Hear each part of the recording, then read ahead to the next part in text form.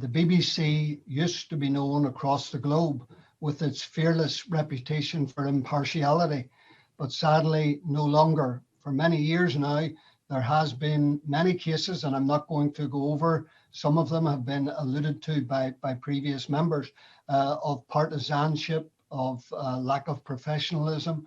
But I would love to be a champion for an independent, non-partisan public service broadcaster, but we have to get one first.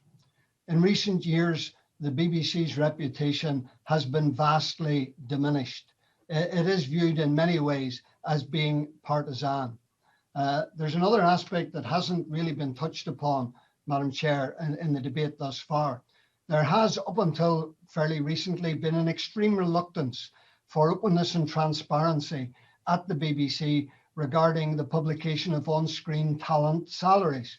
That went on for many years. The BBC argued that this would lead to a loss of talent going to commercial channels.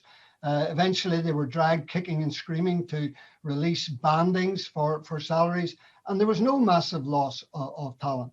But what continues to this day, Madam Chair, is that some on-screen talent have their own private companies who can then bid for contracts for programmes to be broadcast on the BBC, leading to an imbalance and less opportunities for the independent media sector to compete on a level playing field. So that needs to be brought out into the open to see what element of advantage, if any, is given to BBC broadcasters holding their own companies and being able to bid for and get contracts that others are unable to get.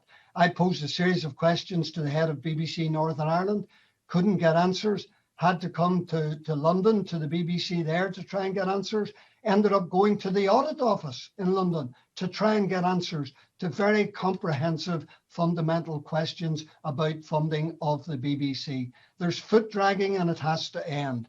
Some presenters appear to have learned their questioning trade from a Greek philosopher called Maximus Interruptus.